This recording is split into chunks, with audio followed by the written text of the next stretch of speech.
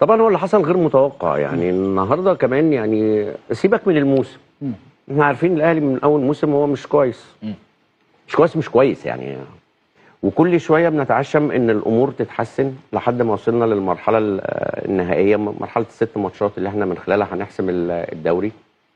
بدانا على طول ببنطين، فقدناهم، وسعت الفرق مع نادي الزمالك، الدنيا بتبعد.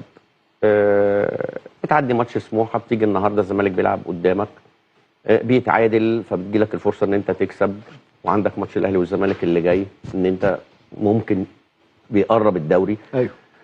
ولكن انت الظروف بتساعدك، وانت مش حابب، انت مش عايز تساعد نفسك.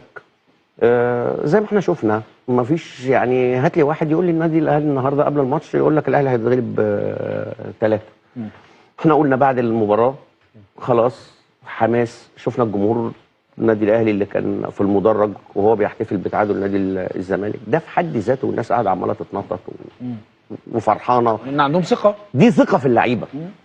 وانا ابراهيم، انا لما بتسال في اي مكان اقول الاهلي هياخد دوري، ويبقى في فرق والله، واقول الاهلي هياخد دوري، بس هي اللعيبه مش عايزه تاخد دوري، مش عايزين. الناس مش عايزه تاخد الدوري. انت عملت كل حاجه السنه دي، رحت وصرفت وجبت لعيبه، يعني بص انت يعني هات ناس عارفه اسماء اللعيبه وبتفهم كوره، بس مش متابعه ماتشات ومش عارفه نتائج. برافو عليك. قول له ده السكواد بتاع النادي الاهلي، النادي الاهلي بيلعب بفلان وعلان، وده دي قائمه النادي. كسب كل حاجه، ده كسب كل حاجه من قبل ما نبتدي.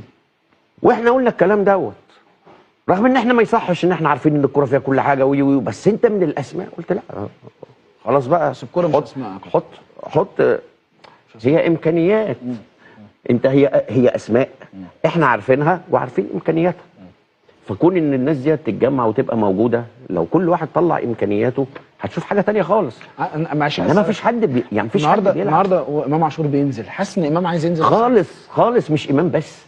كل الناس، وانا اتفق معاك بنسبه 100%. انا والله بجد هضم صوتي لصوتك، انا اللي صعبان عليا تريزيجيه الوحيد اللي في الملعب يا ابراهيم اللي تحس ان هو عايز دوري، بيحاول عليه مآخذ برضه تريزيجيه في مواقف كتير وي، بس انا بقول لك اللي من جوه الغيره والغل تحس ان هو الوحيد، الباقي مش فارق معاه.